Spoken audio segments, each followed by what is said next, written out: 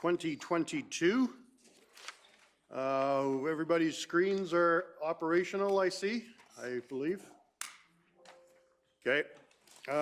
We've got an agenda before us. Are there any additions, deletions to that agenda?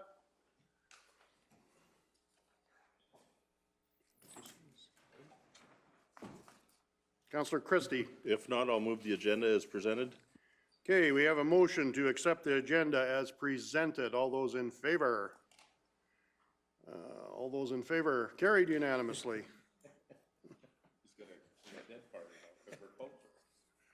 We have pre-circulated the meeting minutes of September 27th.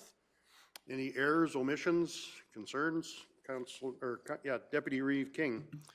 I don't have a concern, but I noticed I did get promoted on the last page to the Reeve position as opposed to Deputy Reeve. But if we can correct that, then I would move the minutes with that small correction.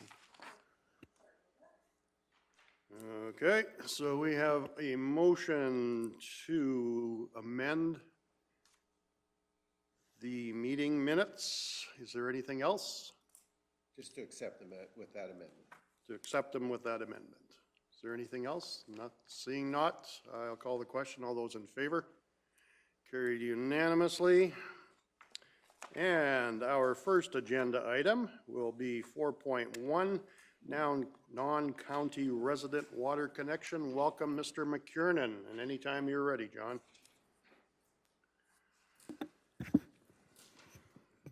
All right. Good morning, Reeve, members of council. This morning I bring forth the request for decision for a non-county resident water connection. The recommended motion is that council approve the application from the Village of Linden on behalf of the resident to allow the connection of the property located at Northeast 20, 3025 west of the 4th Meridian, Plan 211-1597 Block 1, Lot 1, to the Sunny Slope Gravity Water Service Area on the condition that the water model confirms that there is sufficient capacity in the system for this additional connection. So a little bit of a background. As per Kneehill County Policy 14-17, the Village of Linden Council passed the motion to request a connection to the Sunny Slope Gravity Water System on behalf of their resident. As per the policy, the Village of Linden has made a request for a connection to a county-operated rural water line. If council approves the recommended motion, the first step in the process will be to submit the water application to a third-party consultant to run a water model study. This study will verify the capacity of the water line and the impacts, if any, that adding this new service connection may have on the existing users. If the results of the water model are favorable, Kneehill County Operations will install the service and make the connection to our water line. The curb stop will be located on the property line of the potential user, and from this point, it will be the responsibility of the potential user to install the water line to connect from this point to the residents. The Village of Linden will be the Village of Linden will be the utility account holder, and the county administration will send the utility bill to the village for payment. As this is a non-residential connection, it is recommended by administration that connection be completed when water meter lifts are available for installation. As per policy, the Village of Linden will be responsible for the water model cost, the non-residential connection fee, and related construction costs for the connection. This includes any of the directional drilling or the excavations required from the water line to the residents. Non-residential connection fee does not cover any of these costs. Kneehill County staff will coordinate with the construction and installation of this water service. Thanks, Mr. McKiernan. Are there any questions from the council members to Mr. McKiernan? Deputy Reeve King. So the reason this is considered non-residential, is it because we're billing the utility to the village? To the roof. It's considered non-residential because that portion of the area that on the map there is actually Village of Linden.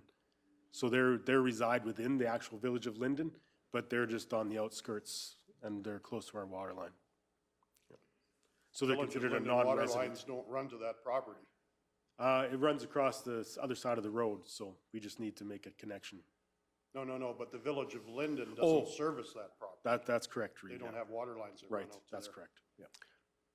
But this is a residence that would be serviced by water off of our line, correct? Through the Reeve, it could be if you want it to. It's because it's not one of our actual residents. It's a resident of Village of Linden, so we never connected any of those people. Okay, I'm just, never mind, I'll leave it. I'm just confused as to why we're calling it a non-residential connection. Like, it's not commercial, it is a residence that we're connecting to. Is the reason that we call it that because we're billing the Village of Linden? We're calling, through the Reeve, we're calling it a non-county resident. Okay. Yes, sorry. I may have not put in the county part, maybe that's why. Yeah, if he was on the other side of the road, he would be a county resident. Right, yeah, sorry, maybe I missed putting in the word county somewhere, but it's a non-county resident. Okay. Yeah, sorry. Thanks, that's just, Sorry. I wondered why we had yep, thanks. Okay, are there any other questions from council members to Mr. McKiernan? If not, what's the wishes of council? Deputy Reeve King. With that clarification, thank you. Then I'll make the motion that we approve the application from the Village of Linden on behalf of their resident to allow the connection of the property located at Northeast 2030-25 west of 4, Plan 2111597, Block 1, Lot 1, to the Sunny Slope Gravity Water Service Area, on the condition that the water modeling confirms that there is sufficient capacity in the system for this additional connection. Okay, thank you. We have a motion before us to approve the connection for the Village of Linden resident if there is enough capacity in the system, in our system. Is there any discussion to that motion? Yes, Councillor Cunningham, Thank sorry. you. So just a clarification, if we didn't approve this, what would their options be for water? Through the Reeve, I don't know what their other options would be. I think there's probably the potential of putting a well out there. But yeah, the Village of Linden water lines don't run out to that area. Are there any other questions to the motion? Or any other discussion to the motion, I should say?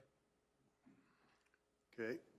I don't see any, so I will call the question. All those in favor? And that's carried unanimously. Thank you, Mr. McKiernan. Our next agenda item will be 5.1.1, Bylaw 1863. And who's taking this one? Oh, the planning staff. Welcome, the planning staff. Good morning. And anytime you're ready. Okay. This is to take off the third reading that was tabled at the last council meeting. BJ and Melanie Berg are looking to create two specific uses on the Southwest 163025. They would like to redesignate a portion of their land to country residential and recreation. The remainder of the land will stay agricultural, and the property itself is located just over 1 mile south of Linden and is not on a through road, which is on Range Road 25 from the south. The public hearing for this parcel was held on September 13th at 9 o'clock. The Planning and Development Department recommended that the hearing to remove the low-lying area from the lands designated for proposed country residential development, which reduced the country residential area to 19 acres from the original 28. This would allow for the minimum 5-lot country residential on the southeast corner that falls south of the watershed arm that flows into Kneehill County Creek. The land is currently cropped, but with a CLA rating of 5 is quite poor. The land does fall under the level 5 significant historical site for archaeological reasons, and this application will require the permit from Alberta Culture and the status of women as well. Water modeling was submitted and received back from the engineers, and we are satisfied. During the public hearing, concerns were raised by adjacent landowners regarding their confined feeding operation for poultry and how this development could potentially affect their expansion in the future. Administration is providing the following clarification for this issue.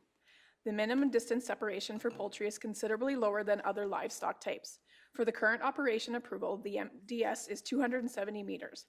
There are 3 other residences in closer proximity than the proposed country residential, which would be the residence that would be considered if the expansion was ever applied for. In discussions with the approval with the NRCB, the original application and any new residents located near an existing operation are not considered in the MDS calculations as the operation was there first.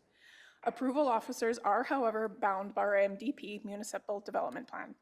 If the requirements are not met and there is inconsistency with the Municipal Development Plan provisions, the approval officer must deny the application.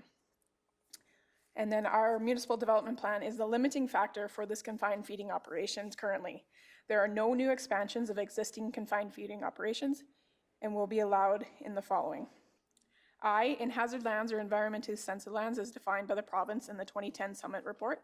I, within 1.6 kilometers of any hamlet or grouped country residential development.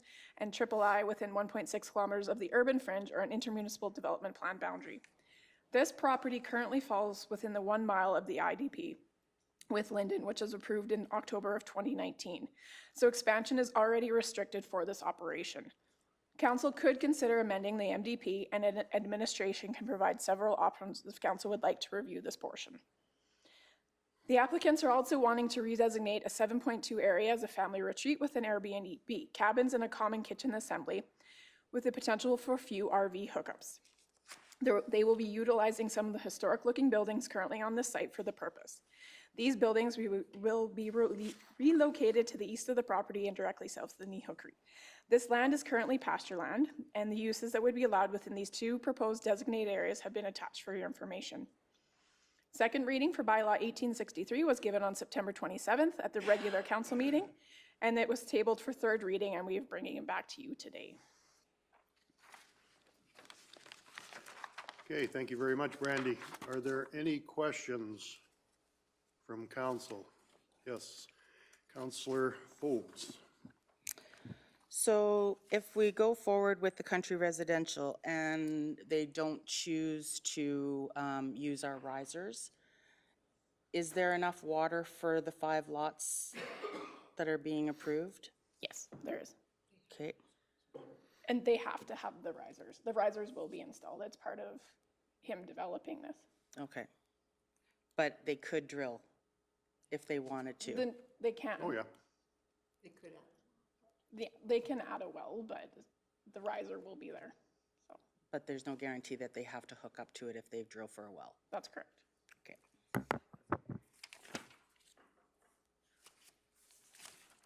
Are there any other questions from council? Yes, Councillor Forbes. So now to the other side, the RV part of it. He's proposing 12 lots for the RV, correct? Mm-hmm. And so in the future, does he have to come before the planning department again if he chooses to change the 12 lots into something more seasonal or sell them as a share on the property? So he's applying for RV lots right now as they sit as a seasonal, just they start in May and campground season, camping season. If he wanted to make them year round and seasonal, putting on the park models, is that what you're meaning? No, because I have a park in BC where it's seasonal as well, but there are park models within my park. Okay. If he was wanting to make it more of a seasonal, he would have to come back because that's not what he's applying for. Okay.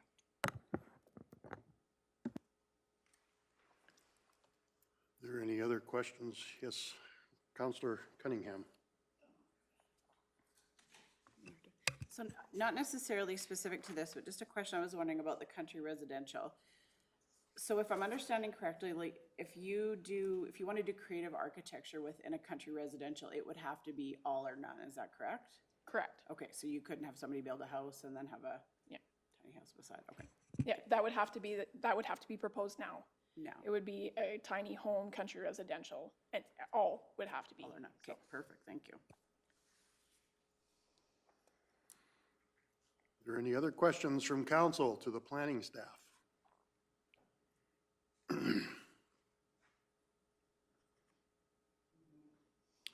Councillor Forbes. So I'm just wondering your reasoning behind wanting to put both of these in at the same time instead of having them separate, because I struggle with them both being together still. So when an applicant comes in, we give them the choice to apply for both at the same time, or they can do them separately. He chose to do them at the same time, and It's just a choice that we allow them to do. It doesn't mean that the development will be done right away. It's his perspective that he wanted to do them both at the same time and only go through the process once.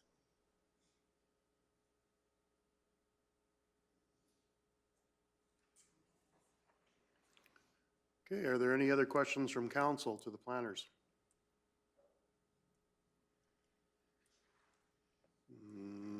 See none coming forth. What are council's wishes?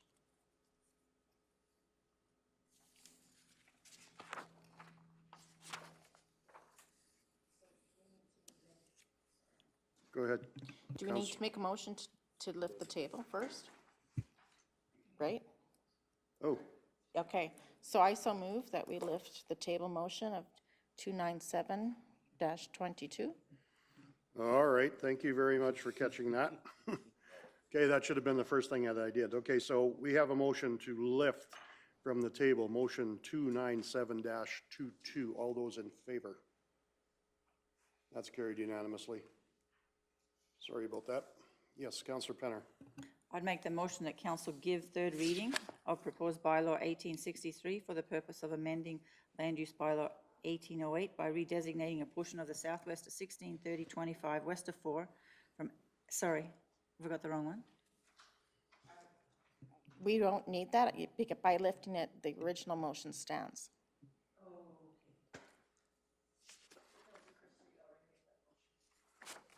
Okay. Oh. Okay, so, sorry about that again.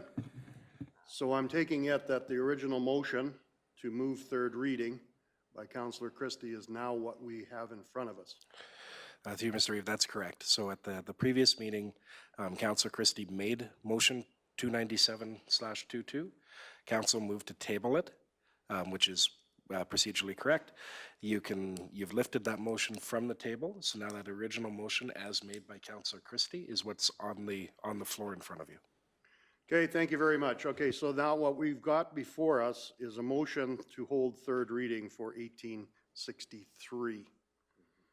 For the purpose of amending land use bylaw 1808 by redesignating a portion of southwest 1630-25- west of 4 from agricultural district to country residential and recreation district. Okay, so that is the motion. Is there any discussion to the motion?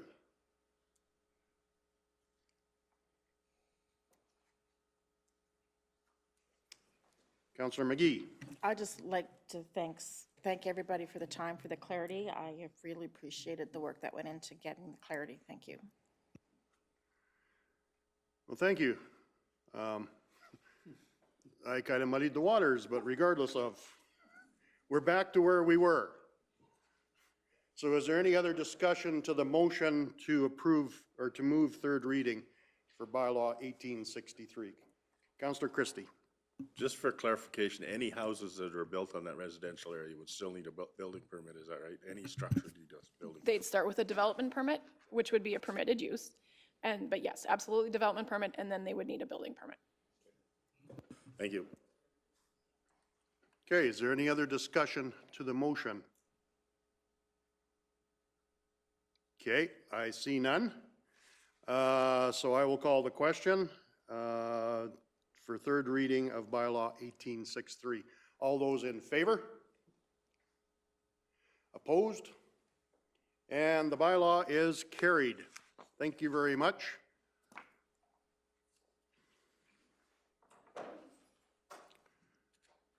All right, our next agenda item, 5.3.1, Summer Fire Incident Report. And who is taking this one?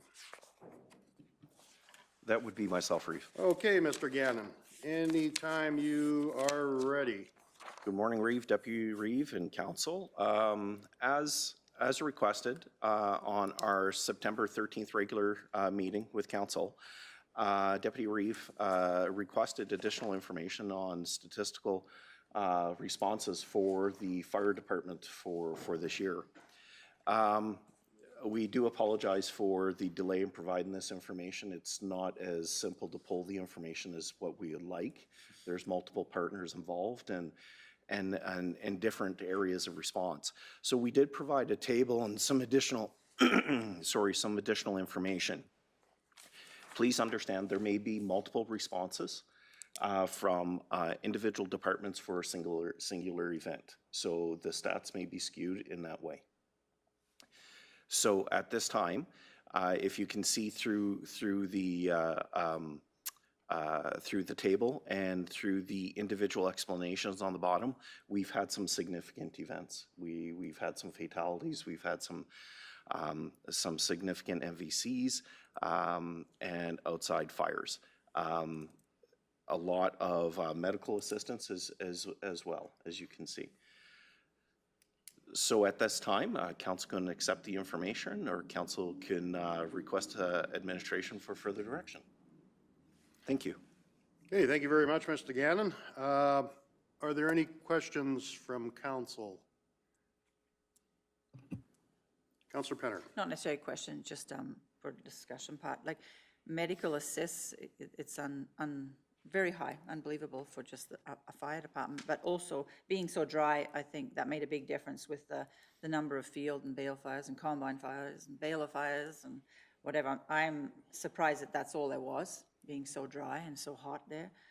Thank goodness that's all it was, but yeah, it's just, thanks for this spreadsheet. It's an eye-opener for all the different categories and especially medical assists. I have a question for you, Mr. Gannon. Are these stats for the county, or are these stats that show up here for the individual fire departments? Reeve, they're a combination. If you can see further down within the explanations, you'll see that Grassfield and Bale fires, 18 in Kneehill County, 2 in mutual aid. Combined Bale fires, 8 in Kneehill County. So we tried to pull the information that we could, but it is a combination. Okay, so this, I'm looking at, let's say, structure fire Linden 1. So we don't know if that's within the boundaries of Linden or if that is within the boundary or within Kneehill County.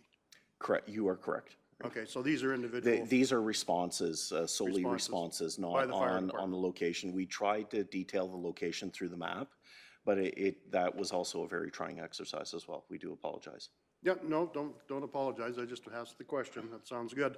I do know that on my travels this fall, our residents were extremely cautious with the dry conditions. Every field that was out there, you could see there was a tractor pulling some equipment in case there was a fire. There was water trucks sitting around. So I give credit to our residents for being prepared just in case something happens. So that worked out quite well. Well, rain would have worked out quite well too, but we didn't get that. So, okay, thank you for the answer. Any other questions? Yes, Deputy Reeve King. Again, not so much a question, but a comment, and just to say thank you for the information. It is appreciated. And I know our fire crews in all halls have been busy, and we need just to acknowledge that the work that they do is appreciated and valued. So I appreciate the report that just shows how busy they have been, and we just need to acknowledge that that's work that's very much appreciated. So, through the chair, thank you very much. I'll make sure that I pass on the sentiments.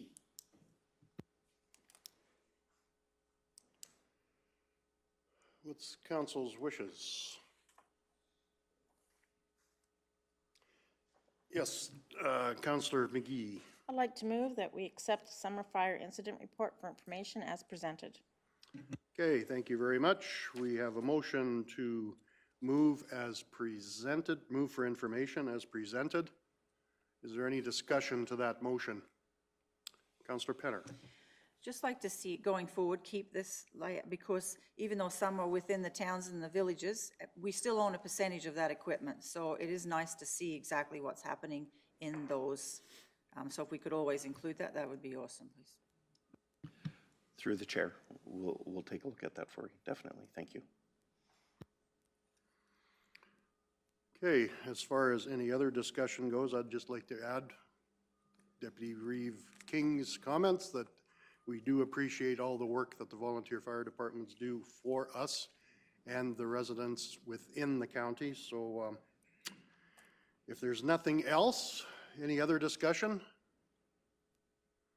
I will call the question. All those in favor to receive, and that is carried unanimously.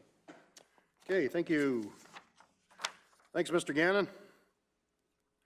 Our next agenda item will be 6.1, our 3-year operating and 5-year capital forecasts. Welcome, Marika. And anytime you are ready. Good morning, Reeve and members of council. Today I bring to you the 3-year operating and 5-year capital forecasts. So as council is aware, the MGA requires us to not only pass a budget every year, but to also pass these forecast documents. These are not budgets, so they don't present any financial obligation or any way for administration to spend these funds. They're really meant as an information piece for council to know what's kind of coming up in the next few years, what kind of decisions might need to be made at future budget deliberations. So the 3-year operating forecast, so there's 4 appendices within this report.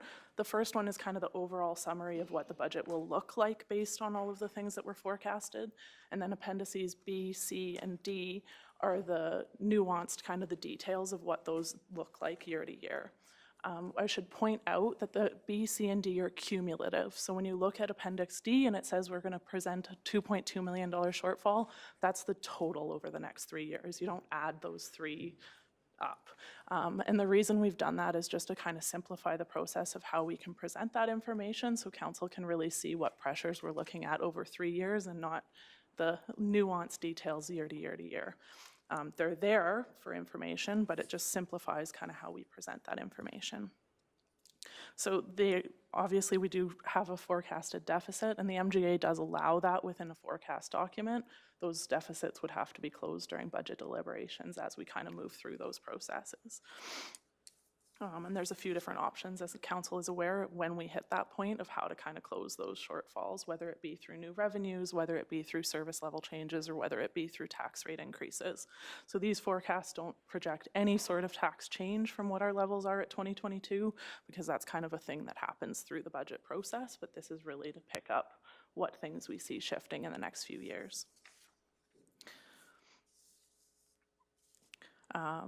So yeah, as you see, over 3 years, we're projecting about a $2.2 million shortfall based on our current system, like currently where we're sitting, what our service levels are, and what information we have available to us at this point in time. And that would represent a 9% tax increase across the board if we were to only close that shortfall with taxes and if nothing else changed in the next 3 years. In terms of revenues, there's really minimal revenue fluctuations that we've projected over the next few years. The one really that we've noted is increased return on investments, and that has to do with we've been really proactive in how we're investing. Interest rates are really good. But you will note on the actual expenditure side is that we're recommending that some of those increased revenues start being funded back into reserves in order to kind of be a portion of that reserve plan in the future to kind of keep reinvesting and allow those reserves to grow naturally with the way we're investing those funds. So we're projecting approximately an extra $100,000 that we'll see through investment returns over the next few years. In terms of expenses, so there's a variety of things that have kind of been picked up in those schedules. Contract goods and services. And if you look, I'm referring to Appendix D when I'm kind of talking to these numbers because it's the 3-year number that we're looking at. We're looking at about $65,000 worth of pressures in contract goods and services. This relates to insurance premium increases, software costs, and also contract costs related to the maintenance of our existing asset base. There's also a line for asset management annual costs as that program continues and as we have different modules and different things associated with that plan. There's some base costs that need to be incurred in order to maintain the asset management plan long term. Materials, goods, and supplies, we're looking at about $130,000 on general supplies and probably another $130,000 on fuel that depending on how fuel prices go, we're likely to see those pressures over the next few years. The general line relates back to things that have had significant cost increases in 2021 and 2022. So things like grater blades, general shop supplies, tires, batteries, culverts, water department meter lifts. A bunch of those items are seeing significant cost increases that you're going to end up seeing in the budget when it becomes presented to you. Then there's market salary adjustments. Now, these are fairly modest at this point. We've just kind of reflected what we expect salaries to kind of increase and what we might need to maintain at that 50% threshold. Then provision for allowances. This one's a little bit of a good news story. Council has been really proactive with entering into tax agreements, and those have been really successful. It's looking promising, like the large tax write-offs might be able to kind of be decreased so that that line item, hopefully in coming years, will be able to decrease through the budget process. Then the police funding model. So 2023 is the final increase on this existing model to reach a total annual payment of $480,000. There sounds like there might be some future discussions around that at the provincial level, so we don't really know what that number will look like going into the future. Then this capital reinvestment one. So this again, as council's aware, in 2022, the MSI program went down by $1.8 million annually. And our recommendation from administration was to kind of phase that hit over 3 years. So, you know, of the $2.2 million shortfall that we're projecting, $1.2 million of that is reinvestment into capital to offset that loss of MSI. Now, there's some other talks within the province about what that funding looks like in the future with a completely different program, but we really don't know what those allocations look like. So right now, we're just presenting the information as we actually are aware of it. Then there's that investment income reserve contribution. Again, this is all we've recommended here, is that the increased investment return be contributed back into reserves as the reserve strategy kind of gets developed through council's strategic initiatives. That might kind of change what that recommendation looks like. And then non-TCA operating projects and new initiatives, there's only a couple items on here. Some of those kind of got picked up in the capital list as well, some of the things that are going to come forward.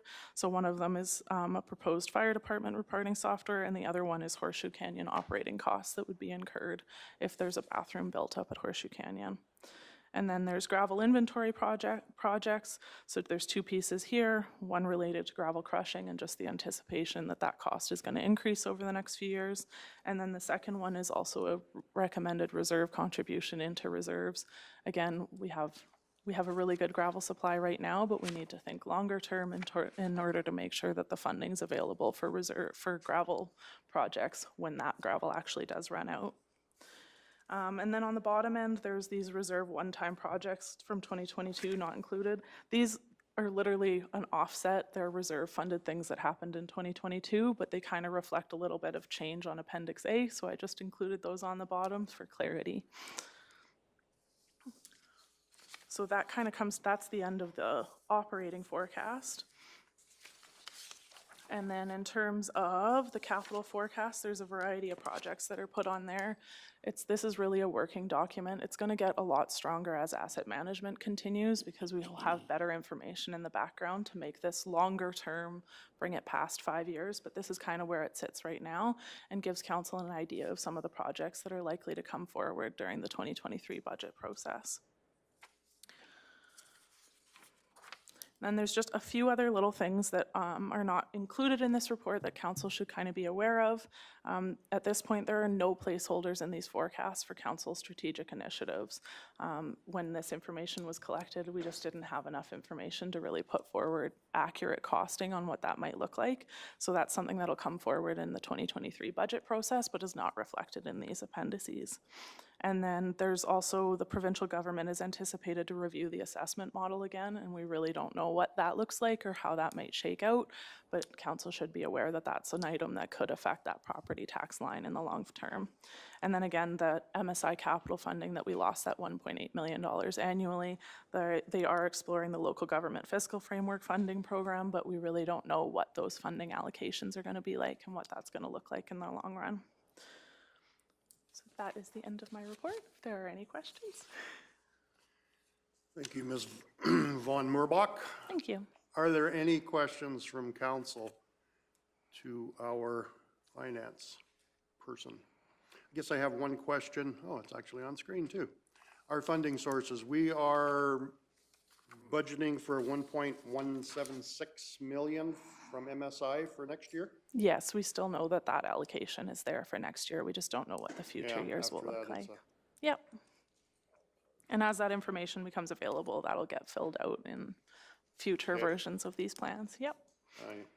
I have heard that the funding will change and it won't be going up, but we'll see what happens. Maybe if they look at the assessment model review, maybe we'll get back what we gave away when oil prices were low, because they're certainly not low now. Are there any other questions for Marika from council? It's a very detailed report.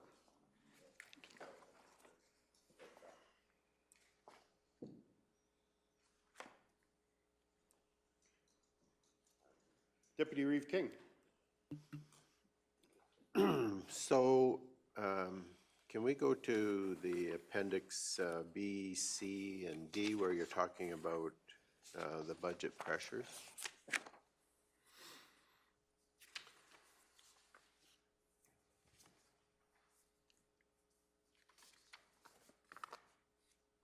And just if you could help me, please.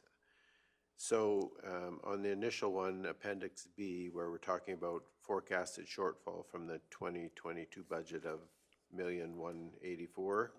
Yep. And that carries forward to the bottom of that. And then starts on Appendix C,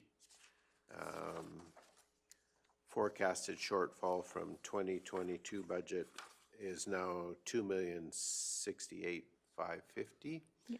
So wouldn't that 1,184,000 number carry forward, or is that a projected deficit from the 2023 budget? No, it's from 2022. So if you look at Appendix A, if you look at the very bottom, there's the funding shortfall in 2023 is that 1.1, in 2024 is that 2 million, and in 2025 is that 2.2 million.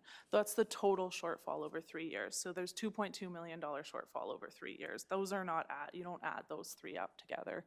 So the function of that, and I can change this in future iterations of this forecast if council would like. The reason for the way I've done that is just to talk about the full 3 year, what we're looking at as a shortfall, rather than get kind of nuanced into what might fluctuate 1 year to another, because there's certain little things that kind of do this. And it just makes it a little bit straightforward, but I'm more than happy to change that if it would be easier for council to digest that information. Okay, so just to help me understand, when we get to the 2.2 Yeah. on the Appendix D, that's an accumulated shortfall for 2022 through to the end of 2025?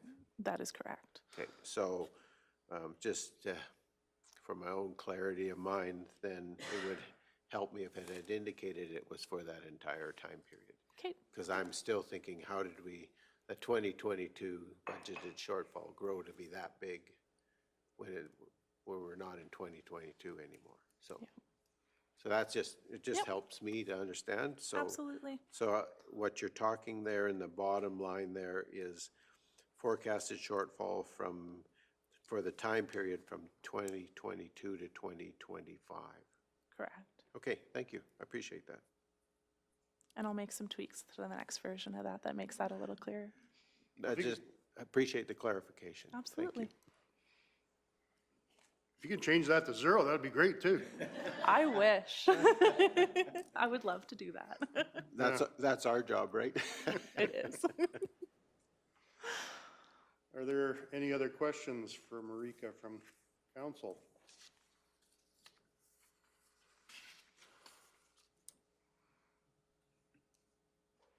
All righty, then what are council's wishes?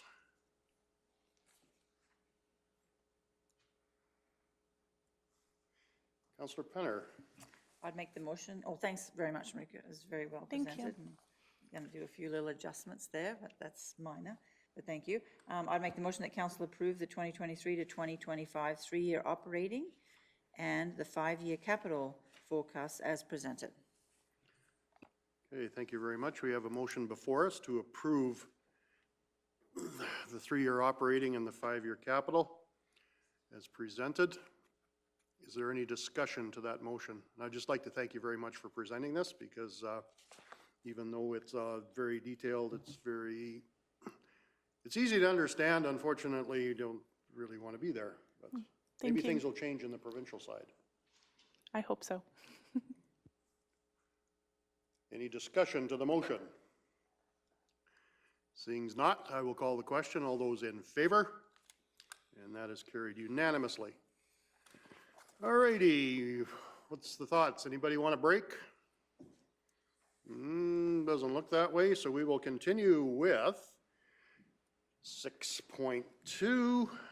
Welcome, Ms. Severson, tax cancellation, industrial accounts. Seem to keep doing this every year, and it just doesn't, at least it's getting better. The numbers aren't as high. Yes, but you know, I get to follow the other bad news, so. Yeah. Thank you.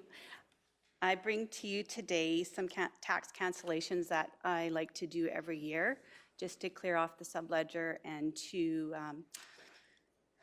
just not put penalties to something we know we're never going to collect. So the ability for municipalities to collect on tax arrears relating to industrial and linear tax accounts has become extremely difficult based on decisions of the courts. The Virginia Hills decision regarding the validity of linear tax arrears has made it impossible for municipalities to collect any amounts owing. The Redwater decision has also affected the oil and gas sector due to the expectations of any monies left from a bankruptcy to be paid first to the AER for reclamation purposes. Municipal collections are no longer a priority, as legislation provided for in the past due to these decisions. So the breakdown of the $33,815.35 cancellation request in this request is for 4 companies that no longer exist: Manitoque Energy, Lexon Resources, Arrowpoint Oil and Gas, and Canyon Oil and Gas. They've all been dissolved, and the remaining assets have been turned over to the Orphan Well Association. Unfortunately, the assets continue to be assessed until such time as they are fully reclaimed. And I believe the Arrowpoint is being done right now this year, so hopefully within 2 years at least, we won't see that continuing asset being assessed. The other ones are not on the list yet. The province has provided municipalities with an education and designated industrial property tax credit equal to the uncollectible amounts on delinquent oil and gas properties. This is available to us through the 2023 tax year, and this program is applied for in January 2023 for this year's tax cancellations. The total for these specific rolls that we hope to collect is $5,275.63. In anticipation of this situation, the county operating budget for 2022 provided for a $1 million cancellation budget, and completing this cancellation prior to October 31st will avoid any penalty accrual, which artificially inflates the year-end surplus, if any. That's why I'm bringing it to you before the end of the month, because these are 2022 levies, and as you know, if they're not paid by the 31st, penalties will be assessed on November 1st. Any questions? Does council have any questions for Ms. Severson? Councillor Penner. No question, just a comment. Lexon is big in my area, and there's a lot of reclamation going on. So I believe that we only have 3 assets under Lexon as particular sites. The biggest one, though, is there's a big, I don't know what you call it, facility, not just a wellhead. So that's where the big money is coming in with Lexon. that's correct, yeah. Yeah, And a lot of, or not a lot, quite a few of the Lexon wells got purchased by Pinecliff too in my area. But that big battery, it's still half there. Half is gone, half is still there. And yeah, when that will be reclaimed, who knows, right? Maybe it'll get sold off, which would be a bonus, a positive for us, but I think it's getting too old.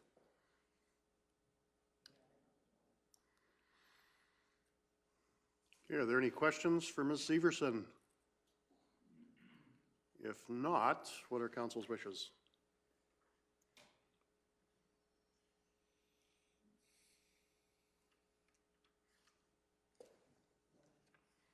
Deputy Reeve King. First to note, I appreciate the fact that this number is shrinking. Yeah. It's so much appreciated, the work that you've done on the collection side, and so need to acknowledge that and let you know that that is appreciated.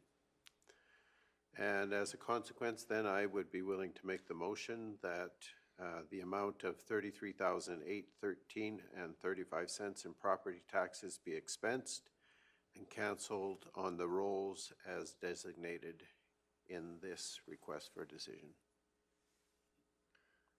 Okay, thank you. We have a motion before us that we expense and cancel the rolls as listed. Is there any discussion to that motion? I see none. Call the question. All those in favor? And that is carried unanimously. We have one other motion coming forward here.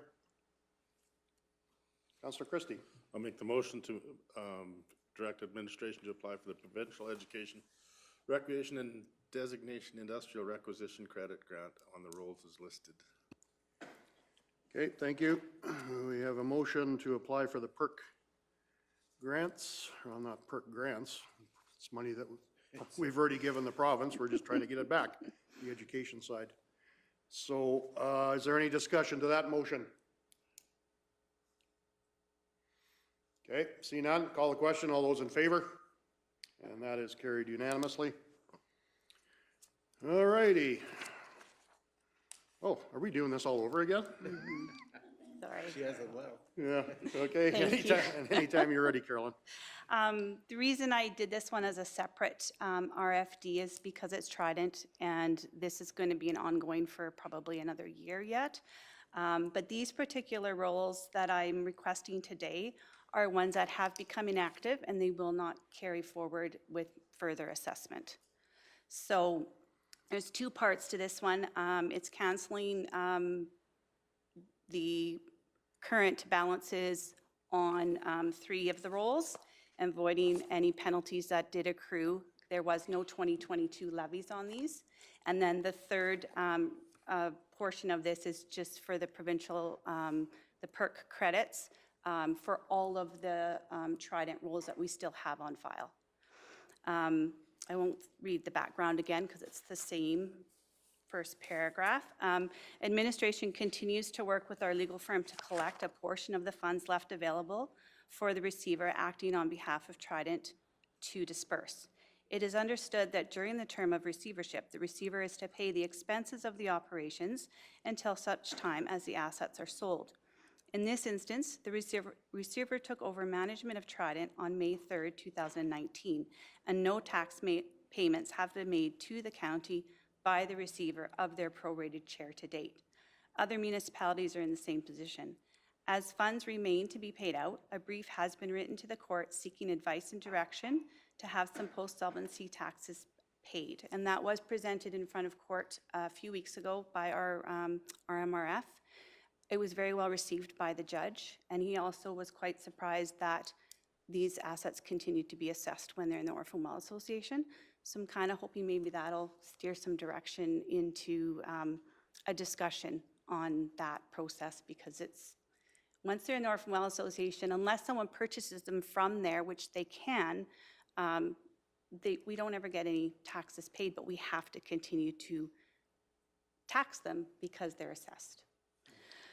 So as all of Trident's tax arrears have been added to our allowance for doubtful already, any amounts that the county may be paid by the receiver towards outstanding post-solvency taxes would be a decrease to that amount on the financial statements. Until such time that the courts decide on these post-solvency taxes, which would probably be about 3 months before we'll hear a decision on that, the county will retain the outstanding arrears on the active producing assets that continue to be assessed. However, we can apply for the requisitions to be repaid by the province until the program is canceled. And because we don't know the length of that program, that's why I'm trying to keep on top of that, getting that requisition credit. The 2022 balances will be included in the financial report under our allowance for doubtful accounts. There are 3 sites that are no longer producing and have become inactive. Administration requests that these 3 inactive sites that have have their taxes canceled and cleared from the system. These amounts total $29,456.31, and they are already accounted for in our existing allowance for doubtful from previous years. There are 2022 penalties that have accrued and can be voided so that they do not indicate an unanticipated collection revenue on penalties. The education and designated industrial requisitions were already collected in the 2021 grant implication. So these ones that we're canceling today, these 3 assets, we've already collected all of our credits on those. Trident incurred 2022 levies on assets within the county boundaries on 30 active sites that have been handed over to the OWA. The province has provided municipalities with the education property tax credit equal to the uncollectible amounts on delinquent oil and gas properties, and it is available again through the 2023 year, which we'll apply for in January, and that amount on those existing rolls is $2,788.99. Financial implications are the same as the previous request. I hope that all makes sense.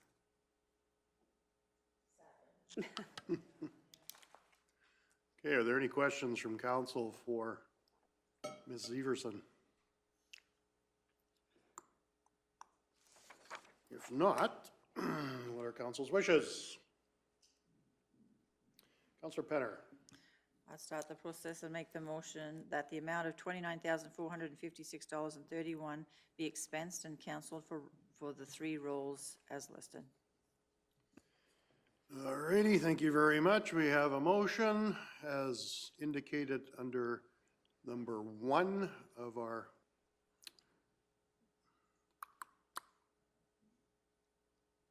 there we go. All righty.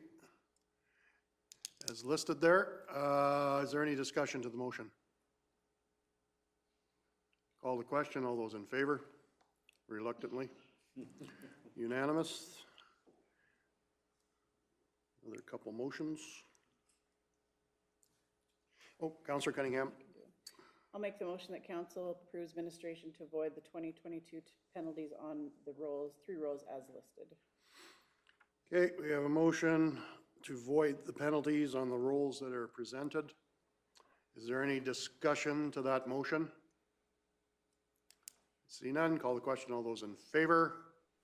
Carried unanimously.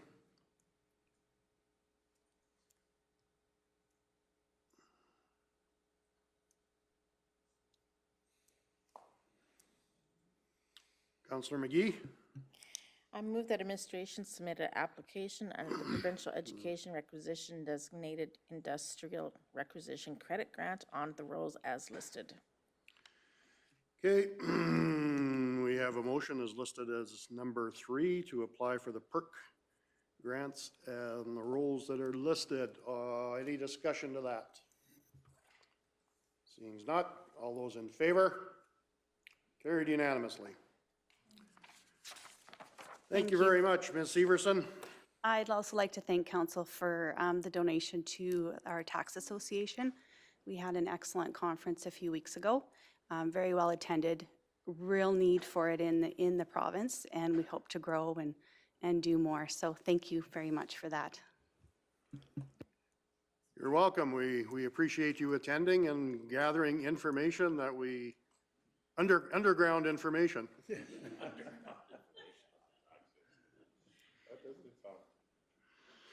All right. Anyone want a break? Okay, we are in recess. Be back in 15 or there. Thank you.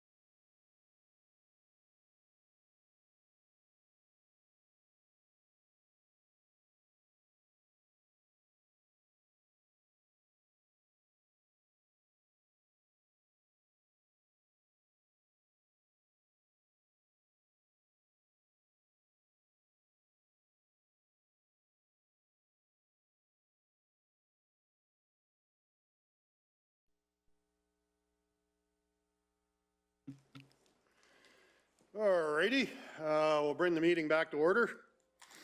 Our next agenda item is 6.4, 2023 budget guidelines, and welcome back, Ms. Von Merbach. And anytime you're ready, Marika. All right, so now I bring forward to council the 2023 budget guidelines. So administration is seeking council's direction regarding the preparation of the 2023 budget, as well as the 2024 to 2026 operating forecast and the 2024 to 2028 capital forecast. The following proposed guidelines are very similar to the ones that have been used through the 2021 and 2022 budgets, and they are really to provide administration with a formal set of guidelines for the budget process and the forecasting process.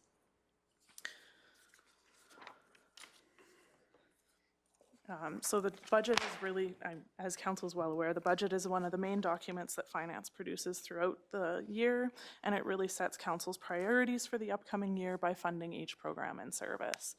It also ends up determining the total amount of taxes to be levied, and it's a key tool used to achieve the municipality's priorities. Again, every year the budget process is very similar. It works internally. Managers produce things. We review things from a director level, a manager level, a CAO level before they even ever come forward to council. So the purpose of these guidelines are really to give administration what council's expectations are of that process, so that when things come forward to council through budget deliberations, they're in line with council's expectations of that process.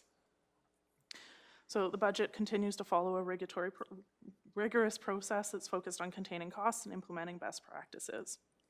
The main guiding principles in preparation of this budget can be summarized as follows. Advancement of council's strategic plan, maintain existing service levels, improve customer service, keep tax rates competitive, incorporate a proactive infrastructure renewal plan, identify and incorporate efficiencies, and ensure rates and fees for services are appropriate. So the following is kind of how administration sees that happening and kind of puts some guidelines in place in order to develop the budget. So one of the big things is guidelines are designed to provide the lowest possible tax increase. And there's a few ways that these are being proposed to do.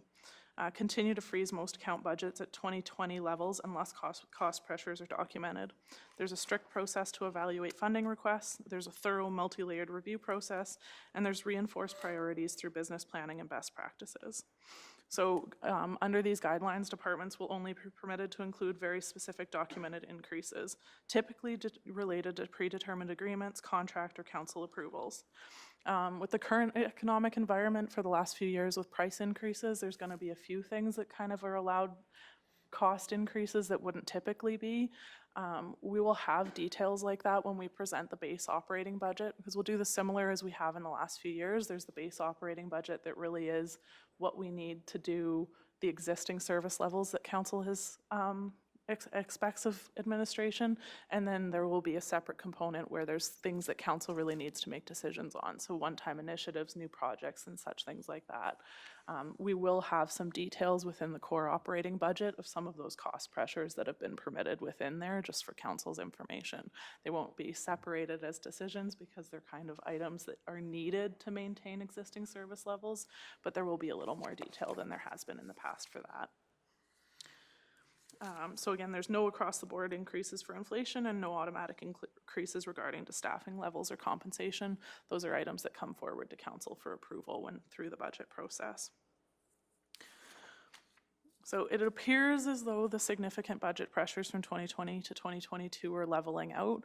However, that doesn't mean that we're returning back to prior to 2020 levels of revenues. So I've kind of included the pressures that we've experienced over the last few budget cycles because they're still pertinent to where we're sitting right now and kind of what our future looks like. So council's kind of well aware of these, but I'll really quickly highlight them. Some of the provincial pressures that we've experienced over the last few years are shallow gas, which resulted in a loss of $1.9 million in tax revenues based on decisions around assessment at the provincial level. The assessment model review with initial impacts, there was a $400,000 lost revenue due to well drilling equipment tax being removed, as well as $600,000 worth of taxation revenue due to decreased assessment. There's ongoing depreciation impacts based on the way that they changed the depreciation model for some of those. Then there's the provincial policing model, which is up to $480,000 annually, an annual payment starting in 2023. And then there's some loss of provincial grant programming within MSI in an operational grant programming. And then there's also the loss of the $1.8 million worth of MSI capital funding. And that one was experienced for the 2022 budget cycle, but again, we split that. We kind of recommended we didn't absorb that full loss in the first year. So the 2022 budget had an extra $600,000 contribution to reserves to offset that. And then the 2023 will have a recommended increase up to 1.2 million and 2024 up to 1.8. That could change depending on what we kind of hear back from the new LGFF funding grant programming, but we really don't know what that looks like right now. And then there was the economic pressure of a loss of return on investment income. We're kind of gaining that with interest rates rising, but there's a little bit of long-term strategy on how reserves look like that when that kind of comes forward to council, we might be recommending that some of that revenue gets put back into the reserves to maintain their funding levels. So overall, the county doesn't have an expenditure issue, but has significant exposure to revenue losses, as we've seen in the last few years. And future provincial decisions could change this picture. So there's some other mitigating things that are being done internally, finding cost and efficiencies. So again, like in the last few years, staff are looking for cost efficiencies that we can find within the budget. However, with a few years of having done that, there kind of becomes less and less and less that can be cut to maintain existing service levels. And then there's, so again, like I kind of mentioned before, the core 2023 budget will be presented to council, and that'll be based on the existing service levels and standards that have been set by council. And separate to that, there will be a list of items that council can make decisions on and have discussion on. Things like salaries, one-time projects, new initiatives, capital projects, all of those things will come forward as decision items for council during the deliberation process. And the capital budget will be, we will use the most recent capital forecast as our starting point, and then we kind of work through that and we prioritize projects before they come to council deliberations. And kind of in conjunction with the capital budget, we're continuing to work on the asset management plan, which will continue to strengthen how that forecasting looks and then how projects come forward to council for approval on an annual basis. The budget book itself will be similar to the 2021 and 2022 budget books in the way they are presented. There will be information in terms of the rolled up budget, what that looks like for the county as a whole, as well as information on each individual department. And we anticipate that the 2023 budget book will again meet the GFOA Distinguished Budget Presentation Award criteria as it has in 2021 and 2022. There's no direct implications to this report. It really facilitates kind of guidance on our side of how to develop the budget and how to make sure what we put forward has the information council requires and achieves the goals council has for the organization. All right, does council have any questions for Marika? The 3-year tax holiday that the government implemented, when are we going to start collecting taxes on those? Is it 24 or 25? I believe it's 24. 24? Mm-hmm. Okay, thank you for that. Still leaves us with 23. Mm-hmm. Does council have any questions for the finance person?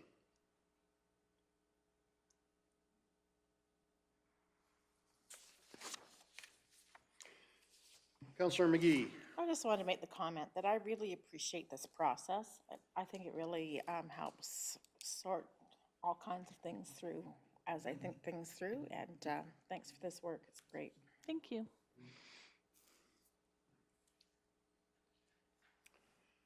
Anyone want to care to make a motion?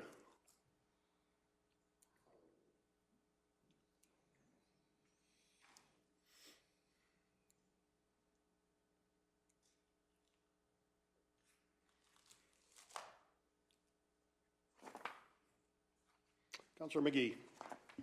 I'd like to make the motion that's so nicely printed out already.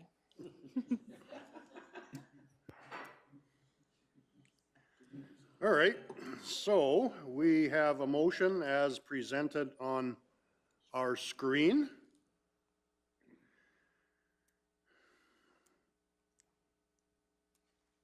Is there any discussion to the motion? Councillor Penner. Just want to say thank you for the budget book. I do really appreciate it, and I refer to it periodically throughout the year, and I actually put in my quarterly reports and that kind of stuff in there, just so I can refer and compare and things like that. So thanks for the layout, and I'm sure if you change it, it's for the better, so I look forward to seeing it. Or we can hand our previous binders in, and you can reload them if you like. Haven't figured that out yet, but we'll make it happen. Thank you. Okay, any other discussion to the motion to, I guess, approve as on screen? If not, I'll call the question. All those in favor? Carried unanimously. Thank you, Marika.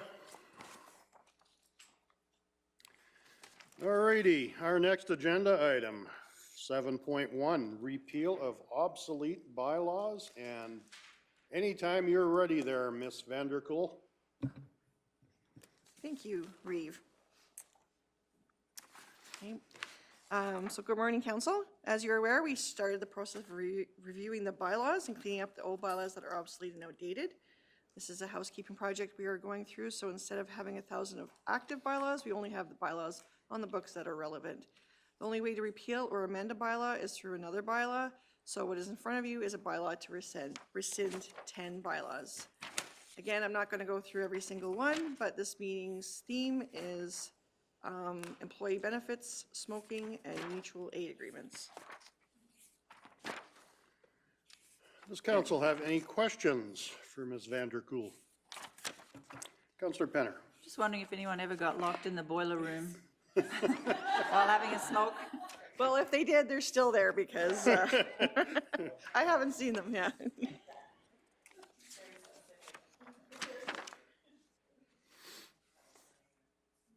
It was one of my favorite bylaws, and I'm really sad for it to leave.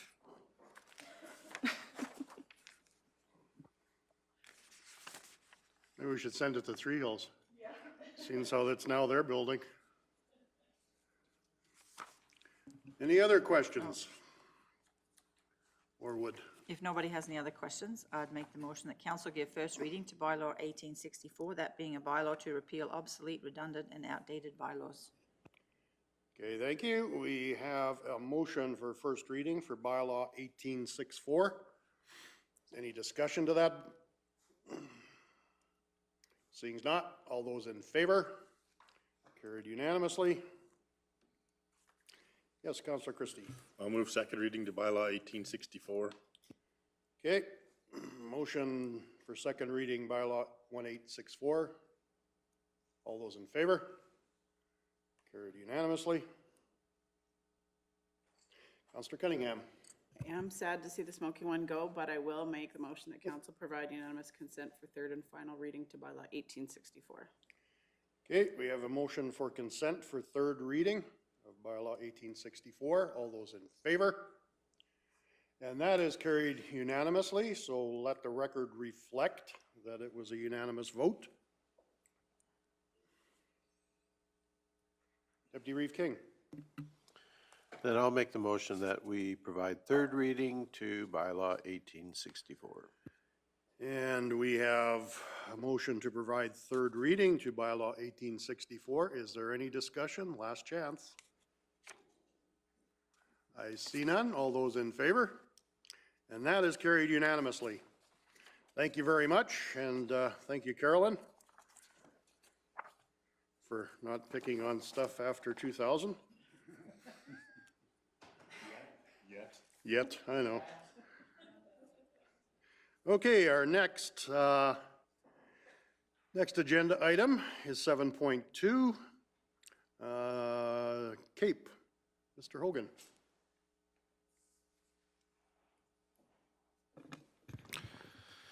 Thank you, Mr. Reeve. Through you to council. This is a motion or an item that's before council with a recommended motion for council's endorsement of Councillor McGee to let her name stand for the Cape Board. So as council will recall, you appointed, or you gave the endorsement to Councillor McGee. She was filling in on a shortened term at that time, and now the term is coming up for its normally scheduled and fulfilling.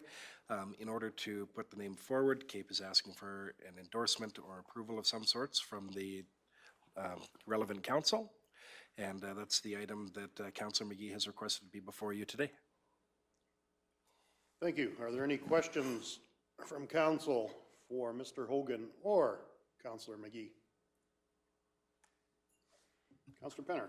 No questions, and I know, Faye, you're passionate about this, so I would actually make the motion right off the bat here that council approve Councillor McGee for nomination for the Central Alberta Economic Partnership Board at their 2023 General Annual Meeting. We can have more discussion if anyone wants to know more about what Faye does.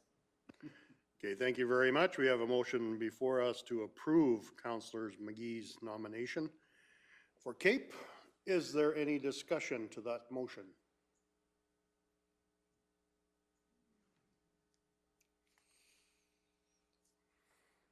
And I believe the meeting is November 23rd.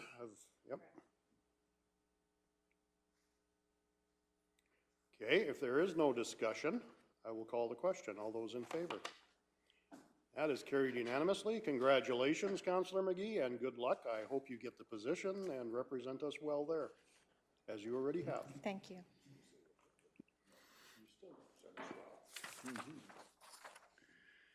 Okay, so we have council and committee reports. Community Futures Wildrose and Kneehill Housing. Yes, Councillor Christie. We had a meeting Thursday night last week where Wendy Gibralt got a provincial award again, but this time she was nominated by her peers, and Community Futures Wildrose got the Alberta Award for tourism for her agritourism initiative. Then she was nominated federally and won that program in Ontario. So we called it a trifecta. But very well, a very good program, and they're now looking at a provincial committee to try and set that up right across the committee, and they're trying to see if she would chair it, which would take a considerable amount of her time, but that's where she wants to be. So it'll be still part of our Wildrose program, but anyway, everything's moving along. So, any questions? Yes, Councillor Cunningham. Please pass congratulations on to Wendy for all the hard work and for those awards. That's awesome. For sure, we did that Thursday night, but we'll do it again.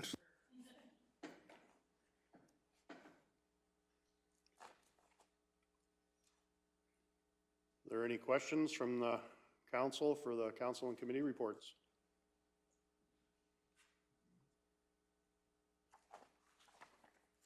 Councillor Christie. If not, I'll move the committee reports as presented. Okay, we have a motion to move for information as presented. Is there any discussion to that motion? I see none. All those in favor? That is carried unanimously. So, from what, council follow-up action list is our next agenda item. Any questions, concerns? I see most of the stuff has been completed. Couple outstandings, but they are in the works. Oh, sorry, Councillor Cunningham. No problem. Just wanting to know if we have a date in place yet for the Eastwater engagement session. I know it said before the end of 2022, and time seems to be flying quickly, so just wanted a quick update on that if we could, please. Through you, Mr. Reeve, at this point in time, we haven't set a specific date. But we are aware that that's a project to move forward. Councillor Forbes.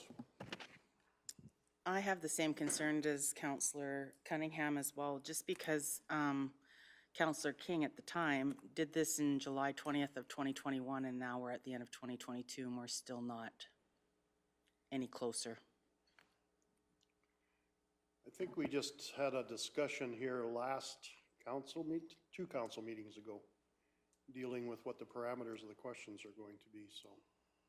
I think we are moving ahead rather slowly, but we have to have some sort of parameters to determine what we're gonna be talking about at the meeting so that it does not become a free-for-all. Because you don't get any place unless you have specific questions or answers that you need to, yeah, go ahead, Councillor Foltz. Just for clarification for me, how long does usually the process take for that on any given time? Well, we'll let Mr. Hogan answer that. It depends on the staff time of the staff and that kind of stuff, but you want to proceed further with that, Mr. Hogan, or is that? I think I'll build on that, Mr. Reeve, through you. That is part of it. Now, what ties into that is that if that is a larger priority for council, we'll try to move stuff around so that the staff resourcing is aligned with that. There are always still constraints. In this, there is no set time frame as to when something moves forward because it depends on what needs to go into it. So in this case here, one of the things that needed to be done was some engineering work. So there was a budget, there was a dollar figure attached to that, but some engineering work to even gather the estimates. And then behind the scenes, we needed to go through and actually look at those costings, verify that, yeah, we agreed with the methodology and how that would tie in, and then to have those discussions with council. So on a different topic that we didn't need to do the engineering, that would go a lot quicker, right? So to give you an exact time frame, there isn't one. It's really case specific around what all we need to do behind the scenes to go into it. Thank you.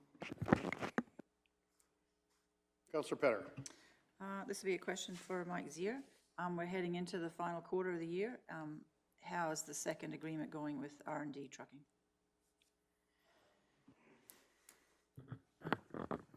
So through the chair there, we've put together a notice to go forward to them, knowing that at the end of the year here is when we were expecting to finalize that.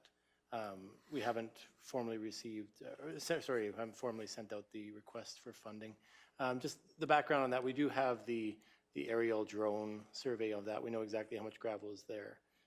Just so we're secure, and if this agreement doesn't go forward, we know how much we have and the expectations of that that individual to follow through with the second part of this contract here. Looking at last year, it was the end of November when we actually finalized that contract. So I was putting it off a little bit farther here just to make sure that they are able to meet the needs of this funding with the year-end costs. So through the chair, long story short, we are expecting this to be finalized by the end of the year still.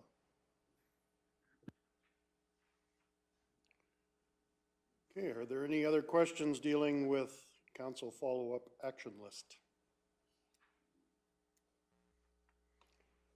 If not, someone want to make a motion? Councillor Penner. The council will receive for information the council follow-up action list as presented. Okay, thank you. We have a motion to receive as presented. Any discussion to that motion? All those in favor? Carried unanimously. Okay, that brings us to the end of our open agenda. We have a couple of things in closed session, both dealing with intergovernmental relations.